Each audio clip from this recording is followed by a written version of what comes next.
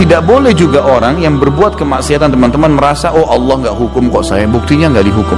Seperti banyak orang liberal yang ngawur nih ngomongnya.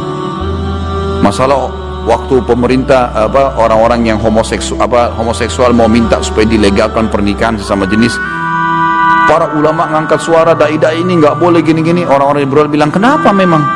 Kalau memang Allah akan hancurkan orang homoseksual, maka Allah akan hancurkan kita sebagaimana dihancurkan kaum Lut. Ini orang konyol nih. Hah? Kalau kamu dihancurin, kamu saja sendiri. Kalau musibahnya Allah datang, kita nggak mau kena azabnya Allah. Kita tahu Allah itu syadidul iqab. Ini orang konyol ini. Sedangkan kalau Allah pelintir satu urat sarafnya encok aja dia sudah kesakitan, apalagi mau nantang azabnya Allah. Hah? Ini kebodohan sekali. Mau nunggu azabnya Allah datang baru kita mengatakan, oh iya, begitulah keadaan kaum Lut dulu. Begitu musibah datang sudah dihantam dengan batu-batu api dari neraka, baru mereka mengatakan, mau ampun, udah nggak bisa. Bagaimana caranya menantang azabnya Allah ini? Ini kebodohan sekali. Ya. Kita nggak boleh buka pintu-pintu seperti itu, teman-teman sekalian. Harus hati-hati. Ada dalam surah Al-Ankabut, tapi di sini di Al-Quran di sini tidak disebutkan di dalam buku kita. Tapi teman-teman buka aja surah Al-Ankabut. Saya lupa ayatnya, di ayat-ayat pertama itu ya. Susunan ayat maksud saya nggak ingat, tapi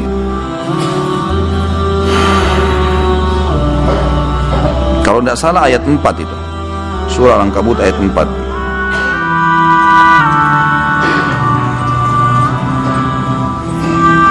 Iya, ayat 4 betul. A'udzu billahi minasyaitonir rajim. Am hasibal ladzina ya'maluna as-sayyi'ati an yasbiquna sa'a ma yahkumun.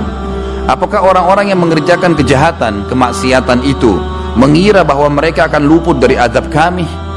Sungguh buruk apa yang mereka tetapkan itu. Orang yang berzina, orang yang dusta, orang yang mencuri, apa-apa kok, nggak ada hukuman datang. Gimana caranya? Allah bilang dalam Al-Ankabut ini, bodoh sekali mereka itu. Mereka pikir buat dosa pelanggaran tidak akan dihukum sama Allah. Dari mana? Amat buruk yang mereka sangka itu. Sekecil apapun dosa yang kita kerjakan, masih ingat perkataan saya, sering saya ulangi teman-teman sekalian, semua dosa dimulai dengan ketakutan dan kekhawatiran, diakhiri dengan penyesalan, dan efek jerahnya jauh lebih besar. Dusta sekali, hitungan setengah menit saja sudah cukup antum dikasih sariawan oleh Allah 2 minggu. Melangkah ke tempat yang haram, mungkin cuma beberapa langkah sudah cukup Allah buat kita keselio sakit sekian banyak lama. Baik kalau nggak puntung kakinya. Cobaannya lebih berat, efek jerahnya lebih berat. Yang pernah saya kasih contoh, kalau masih ingat, kalau orang buat nota palsu 1 juta, Allah nggak hilangnya 1 juta dari dia. Allah akan ambil 100 juta dari dia dengan cara masuk rumah sakit, biayanya 100 juta. Itu efek jerah dari 1 juta dulu. Fahamin teman-teman, kalau semua dosa efek jerahnya lebih besar. Jadi jangan mengkhayal, saya kalau buat ini nggak apa-apa nih, nggak datang cobaannya. Ngawur itu, salah sekali itu.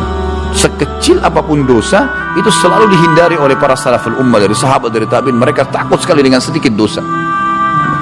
Nanti akan ada bahasan di buku kita ini insya Allah ke depannya tentang masalah bagaimana mendidik jiwa. Ada masalah mujahadah, ada kisah-kisah orang soleh nanti bagaimana mereka bermujahadah. Ada orang di antara mereka yang melihat wanita waktu mau ke masjid di lantai 2 rumah, karena kecantikannya wanita itu kelihatan, sempat senyum dengan dia sempat memukul matanya sendiri sambil dia mengatakan, saya akan menghukummu untuk tidak pernah melihat ke atas lagi mulai hari ini. Dia nggak mau lagi lihat ke lantai 2 rumah siapapun semenjak saat itu. Muhasabah sendiri diri dia supaya jangan dibuka pintu dosa itu, karena setiap dibuka akan ada efek. Dosa seperti segelas racun, antum tahu nggak tahu tetap akan berefek. Anggap remeh. Sebagaimana kalau amal soleh dimulai dengan keikhlasan, diakhiri dengan ketenangan jiwa. Diridai oleh Allah, disukai oleh manusia. Semua orang yang buat baik pasti begitu, orang yang berbuat buruk pasti dibenci oleh manusia juga, sebagaimana Allah sang pencipta membencinya.